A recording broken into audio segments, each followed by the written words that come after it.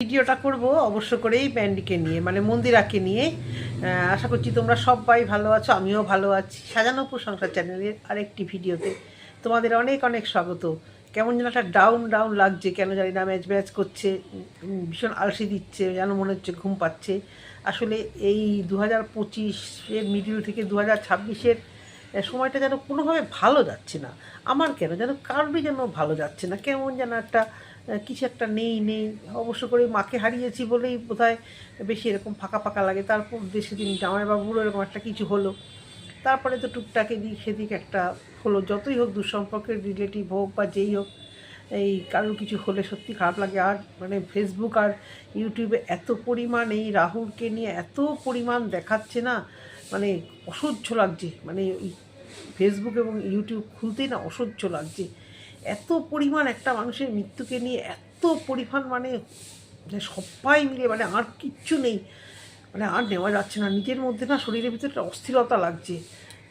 যারা এইগুলোর মধ্যে থেকে গেছে, যাদের কাছে রিলেটিভ চলে গেছে, তারা একদম কাছের, মানে মা হোক বাবা হোক, মানে একদম ক্লোজ কেউ, সে যেই হোক, যারা চলে গেছে, তারা শ্মশানে কখনো গেছে, শ্মশানের ওই দৃশ্য, ওইগুলো দেখে 1 বছর না হওয়ার আগে, আর যত এগুলো দেখা না তত যেন খারাপ লাগছে। একটা মানে মনে হচ্ছে কি যেন মেন্টালি আমি ডিস্টার্ব হয়ে আছি। হ্যাঁ, তারপর যাই হোক, ভিডিও করতে হবে, কাজ করতে হবে, সব রকম কিছুই করতে হবে। তো আজকে কথা বলি মন্দিরাকে নিয়ে। মন্দিরার ভিডিও স্টার্টিং সত্যি আমার দেখে খুব খুব কষ্ট লেগেছিল।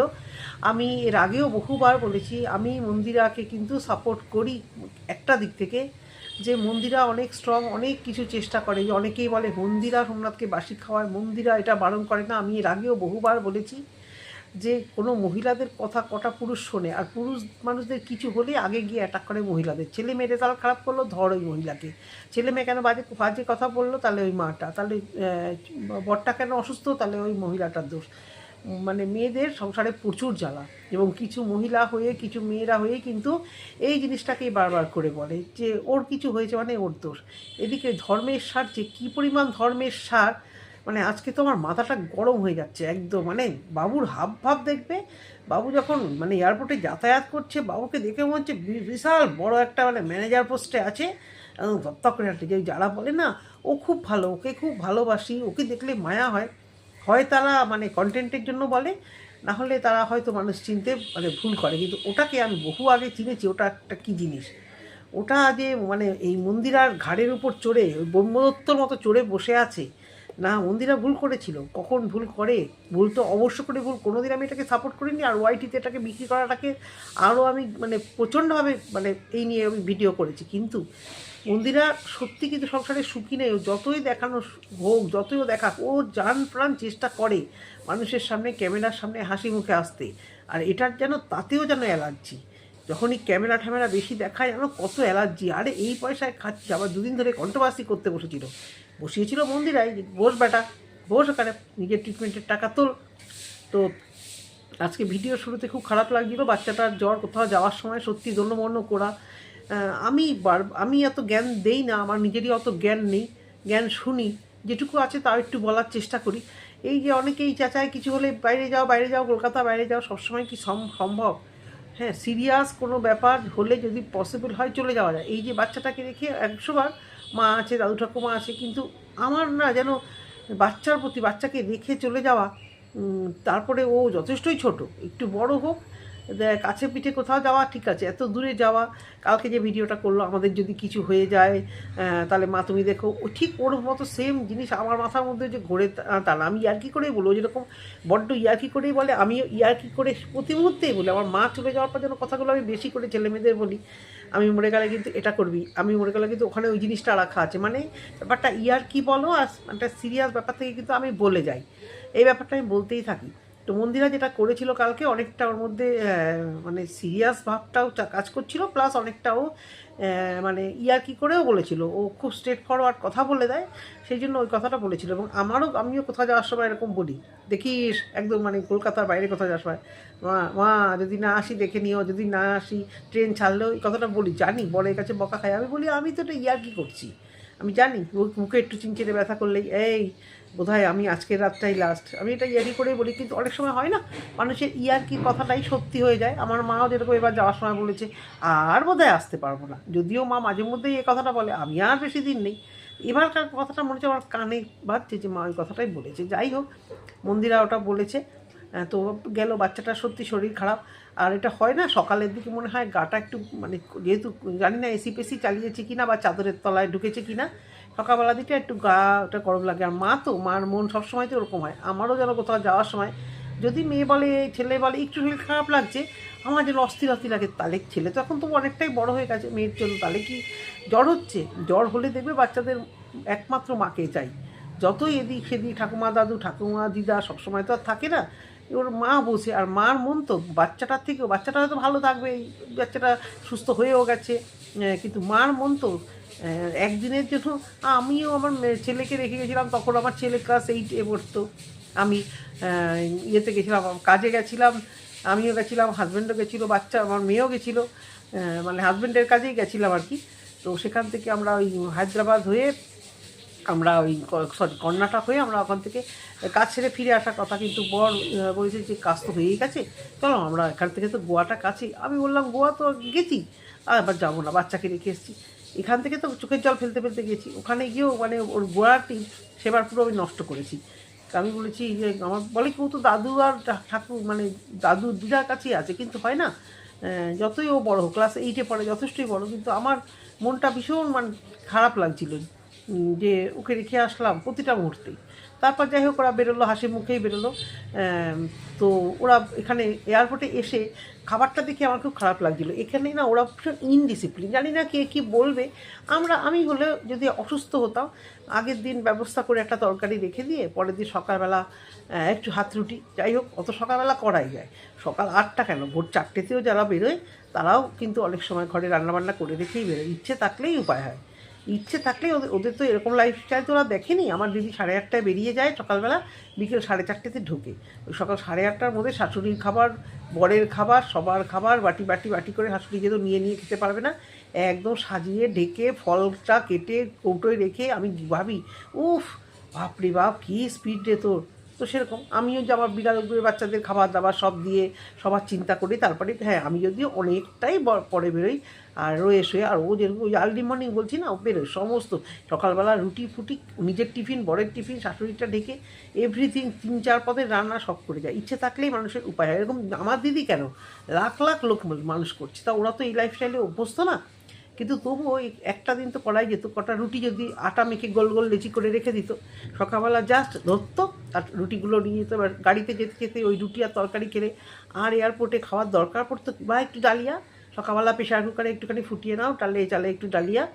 হ্যাঁ, তো না এসব না, কি এয়ারপোর্টে খাবে, মেয়ের জন্য কষ্ট লাগছে, অথচ ওই বার্গার যেটা মেয়ে ভালোবাসতো আর সে ওটাই খাবে। আর সকালে মন্দিরা কী করে কেক আর কফি খায়, আমি যেহেতু মিষ্টি খাই না, আমার যার জন্য সেটাই যেন গা গুলিয়ে আসে। তো যাই ওইসব রুটি তরকারি হোক বা যাই হোক, ডিম টোস্ট হোক একটু করে নিলেই নি, কিন্তু গাড়িতেই তো গ্যাস এসছে এয়ারপোর্ট অবধি, রানাঘাট থেকে কলকাতা এয়ারপোর্ট অনেকটা, অনায়াসে টিফিন হয়ে যেত। তা তাই তো বললো, হ্যাঁ 8টাতেই তো বললো, বাড়ি থেকে 8টাতেই বেরিয়েছি তাই তো বললো। হ্যাঁ, গাড়িতে তো তাই বললো 8টা বাজে, তাহলে ওরা বাড়ি থেকে বেরোনোর আগে টিফিন খেয়ে নিতে পারতো। এবারে যাই হোক, এয়ারপোর্টে গিয়ে ওদের ওই মানে দুঃখ, যে বাড়ি থেকে দুঃখটা এসেছিলো, এয়ারপোর্টে গিয়ে খাবারটা দেখে আবার ওরা মানে মুখে হাসি, যতই মেয়ের সাথে কথা হয়েছে।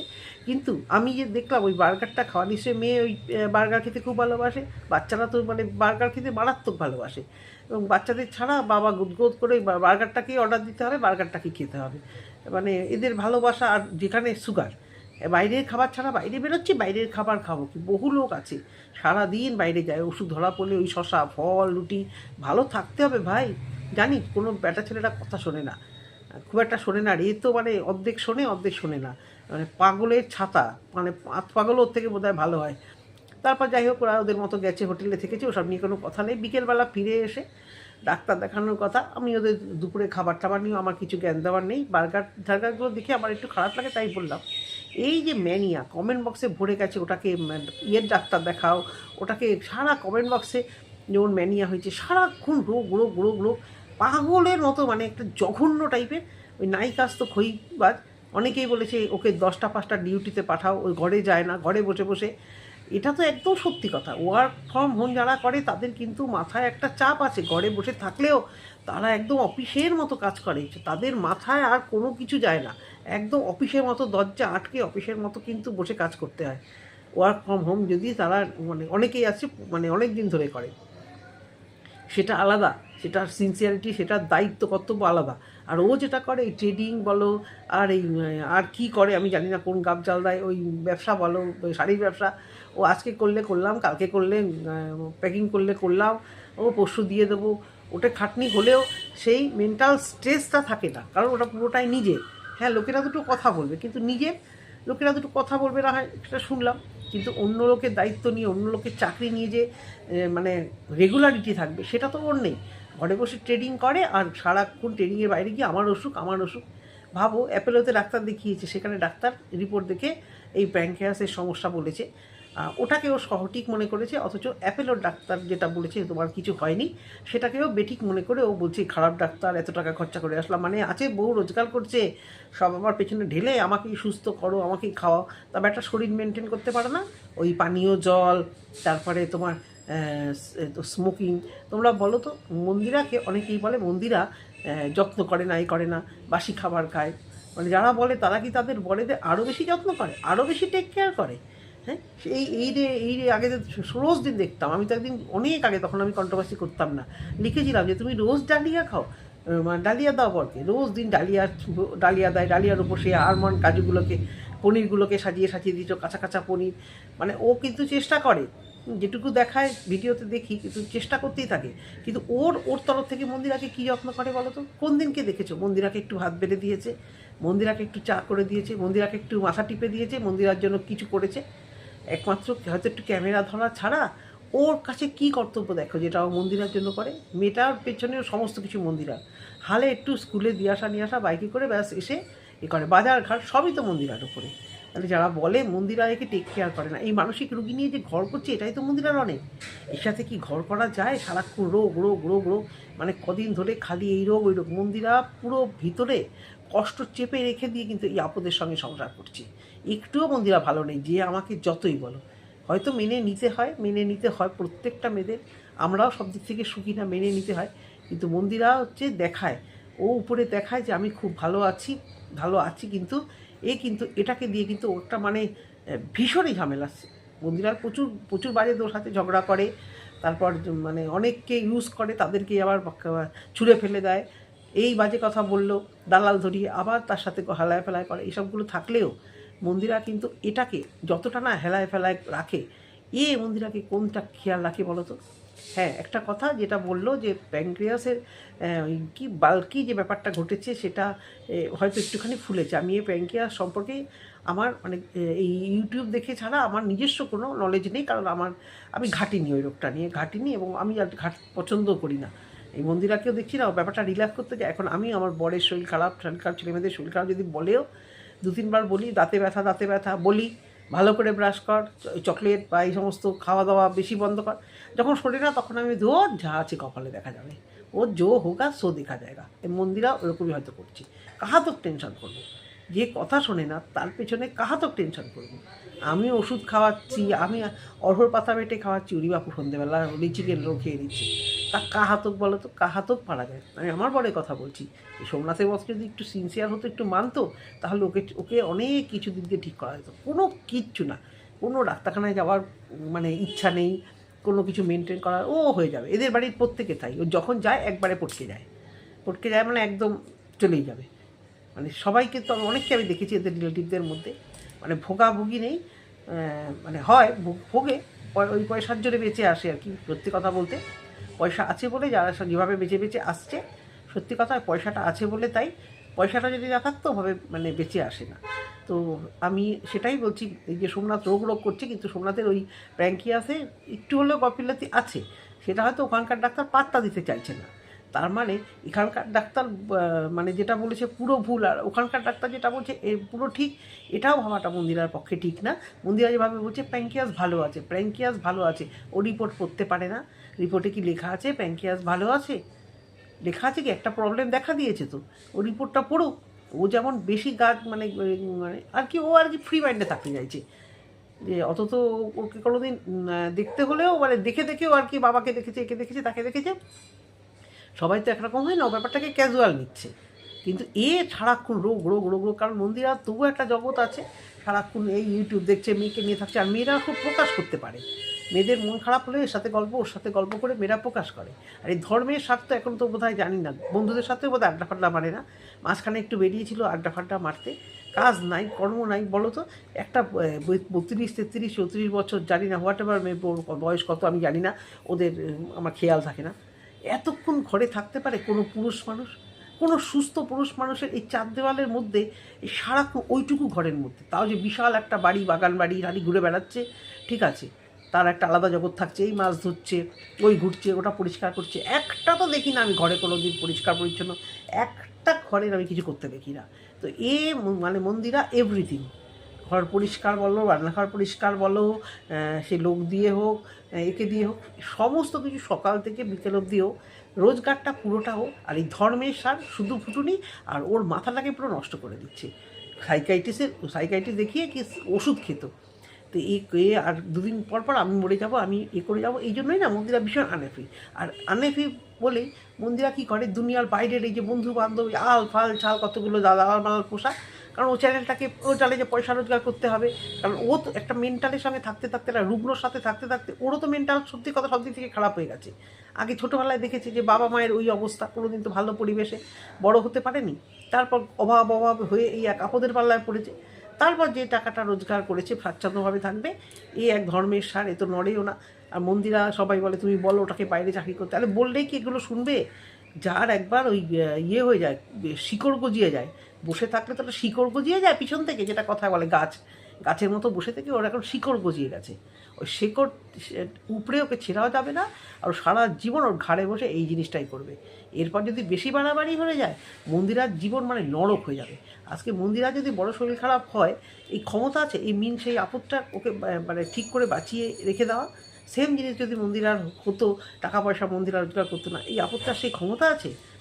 তার আবার কত বাহাদুরি, আমি রোজগার করি, দেখাতে বসেছি, জিপে দিচ্ছি, ফুটানি, জঘন্য রকমের কথাবার্তা, বসে এখানে প্রমাণ দিতে আসে যে আমি সুপুরুষ, প্রমাণ দেওয়া চাই যে আমি সুপুরুষ, এক কথা ফ্যাচর ফ্যাচর ফ্যাচর ফ্যাচর, বাবার ছিল, বোনের ছিল, আমারও হয়েছে, মানে রোগ নিয়ে ফ্যাচর ফ্যাচর করতে করতে ও কী করবে জানো তো, একটা সময়, এখন তো গেছে পুরো পরিবেশটাকে ও নষ্ট করে দেবে। মানে জঘন্য লাগে আমার এই ধরনের ক্যারেক্টার, অনেকেই আছে, হয়তো অনেকেই আছে, আমি কেন বলছি আমি নিজে থেকে, যেহেতু আমি এই ক্যারেক্টারটা একদম, মানে আমি এই জিনিসটা একদম পছন্দই করি না। হোক হোক হোক হোক নিশ্চয়ই মেনে চলবো, আর যারা মেনে না চলে তাদের ভাই ছেড়ে দাও, তারা তো বাচ্চা না। তো ও বেটা কি সিগারেট ছেড়েছে? শুধু ব্যায়াম করলেই হবে, আর আমন্ড বাদাম বউয়ের পয়সায় গিললেই হবে? হ্যাঁ, শুধু বউ রোজগার করবে আর তোমাকে গিলিয়ে গালিয়ে একদম শূন্য করে রাখবে, তুমি গিয়ে নেশাফান করে বেড়াবে আর সারাদিন হতাশায় ভুগবে। তোমাদের কিসে ভালো হয় জানো তো মন্দিরা? তোমরা ওয়াইটির থেকে দূরে থাকো, ওয়াইটি থেকে দূরে থাকো, ওয়াইটিটাকে একদম স্টপ করো, নেগেটিভ কমেন্ট নিতে হবে না, তোমার পরকীয়া আর কেউ তুলবে না, তোমার বরের তাহলে মেন্টাল প্রবলেমও হবে না, আর তোমার বরকে ধাক্কা মেরে বলবে রোজগার করবো না আমি, ধাক্কা মেরে কাজে পাঠাও, একদিন তুমুল অশান্তি করো, যা বেটা যা রোজগার কর, যা রোজগার করে নিয়ে যা হোক। রানাঘাট থেকে আমাদের এখানে প্রচুর লোক চাকরিতে আসে, আমাদের এখানে প্যাংক্রস যে একটা আছে, সে রানাঘাট থেকে আসে ডেলি, একজন ম্যানেজার। আমি যদি কথায় আমার সঙ্গে দেখা হয়েছে বাসে, ও উল্টোডাঙ্গা স্টেশনে নেমেছে, বাসে উঠেছে, আমিও বাসে উঠেছি, আমার সাথে দেখা হয়েছে, বলছে বৌদি ভালো, আমি বলছি হ্যাঁ এখানে আপনি, আমি জানো আমাদের আশেপাশেই বোধহয় থাকে, আমি বলছি এখানে উল্টোডাঙ্গা থাকেন বা দমদমে কোথাও থাকে ভেবেছি, বললো অনেক দূর রানাঘাট। আমি বলছি ও বাবা কোথায় ফেরেন? বলে ও বাবা রাত 12টায় বাড়িতে ঢুকি, হ্যাঁ এখান থেকে যখন দোকান বন্ধ করি। আমার মেয়ের সদ্য যে ডান্স ক্লাসের যে স্যার ছিল আসলে চলে গেছে, ওয়েস্টার্ন স্যার, সেদিনকে দেখি অনেক রাত্রে পালাচ্ছে। আমি বলছি এত তাড়াতাড়ি আপনি যাচ্ছেন? বলছে ওরে বাবা অনেক দূরে থাকি, নদিয়া। আমি বলছি নদিয়া কোথায়? কল্যাণী? বলছে না না না আরও দূরে আরও দূরে। আমি ঠিক কোথায়? ফট করে মুখ থেকে বেরিয়ে গেছে রানাঘাট। বলছে হ্যাঁ রানাঘাট। তো সকালবেলা চলে আসে, এখানে কোন ইনস্টিটিউশনে শেখায় বা আরও অনেক জায়গায় শিখিয়ে টিকে ও মারছে দৌড়, মানে সারাটা দিনও কলকাতাতেই পড়ে থাকে, কারণ ওর যা মানে কাজ, যে সবগুলো করতে হয় ওকে, বিভিন্ন রকমের যারা ডান্সে এতে থাকে জানোই, সারাক্ষণ ওকে রোজই এরকম করতে হয় বলে অভ্যেস হয়ে গেছে গো। আগে বাইক নিয়ে দু একদিন এসেছি, ভীষণ কষ্ট হয়, এখন ওই ট্রেনেই যাতায়াত করি। তো এরকম প্রচুর লোক আছে। তো রানাঘাট থেকে কলকাতায় এসে রোজগার করার কোনো ব্যাপার? ও চাকরি করবে না, চাকরি রোজগার করবে না, এইরকমভাবে বসে থাকবে আর ম্যানিয়া হয়ে যাবে। ইমিডিয়েট এটাকে সত্যি আমার তো মনে হয় ওরা ইউটিউব ছাড়লে এই আপদটার রোগ ভালো হবে। ওরা ইউটিউব ছাড়লেই এই ঘরে শান্তি আসবে।